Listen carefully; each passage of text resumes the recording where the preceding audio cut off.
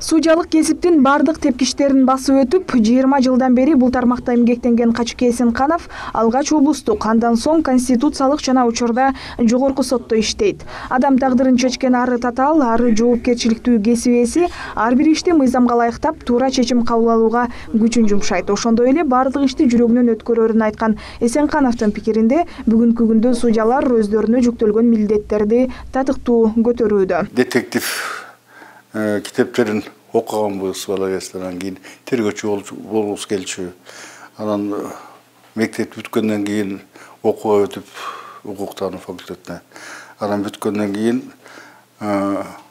ушул тармакта иштеп калдык. Биринчи юстиция министрлигинин тармагында көп жыл иштедим. Юстиция министринин биринчи орун басары кызматына чейин жеткен Эсенканов ар тараптуу, дайыма билимге умтулган адамдар гана бул чөйрөдө иштеп кете аларын айтат. Катардагы үй бүлөлүк иштен тарта чоң каржылык, коррупциялык иштерди караган көп жылдык тажрыйбасында мыйзам менен жеке пикири топ келбеген учурлар да болгондугун четке какпайт. 2008 жылы Бакитердин убагында эле элдерге белгилүү болуш керек. Парламент конституцияны өзгөртүп, анан кийин конституциялык сотко кайрылган, ошол мурунку парламент кабыл алган конституцияны ошол конституцияга ылайыктуу кабыл алындыбы, ушуну карап бергиле деп. Анан ошондо конституциялык сот чечим кабыл алган, конституцияга ылайыктуу эмес кабыл алынды, ошондон кайра кабыл алынды. Ошондон Баки оңдугду эле конституцияны. Конституциялык сот конституцияны конституцияга каршы деп тапканга андай укугу жок эле депчи. Мына ушул чечим оорураак болгон да. Сот адилеттигин жүзөгө ашырууда судьяларга зор жоопкерчилик жүктөлүп, алардын кесипкөйлүүлүгүн, кара кылды какчарган калыстыгын арттыруу өзгөчө мааниге ээ. Бул үчүн мамлекет жакшы көңүл буруп, сот тармагынын кызматкерлери да четте карап турбашы керек. Мындай пикирди жогорку соттун дагы бир судьясы Аскат Сыдыков карманат.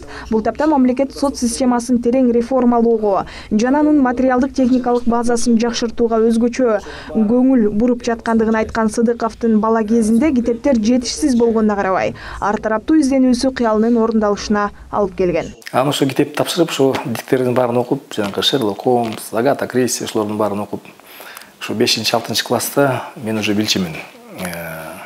Что мен обязательно ушу органдарда иштейм деп. Ким жаман, соттор жаман, акыйкат жок. Миллион урдап алды, 3 жыл алды, же 10 миллион урдап алды. Анын бир тоок кичинекей урдап алды, ошол эле жазасын алды деп.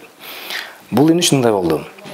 Бул мисалы миллион урдаган кишилер, бул как правило мурда соттолбогондор, үй бүлөсү бар, кичинекей балдары бар, ата-энеси бар. Аларды багып аткан. Тоок урдагандар басымдан булар эски жаза кодекс боюнча бул деген рецидивисттер.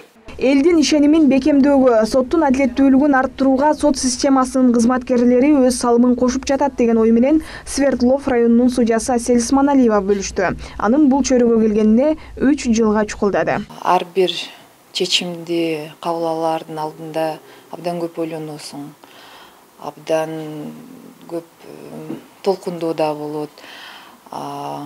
Мыйзамдарга карата дагы чыгарыш керек. Кээ бир жерде эмоциялар дагы болуп кетет, бирок сотторго эмоцияга алдырбаш керек. Биз мыйзамдын чегинде эле гана чечим кабыл алабыз. Белгилей кетсек, кесиптик ишинде адилеттүүлүк эң башкы принцип болуп эсептелген сот тармагынын кызматкерлеринин күнү Кыргызстанда 2005 жылдан тарта расмий белгиленип келет. Жайнагүл Талас кызы, Нурдан Карыпбеков, Нурдан Бакыт уулу, Пирамида.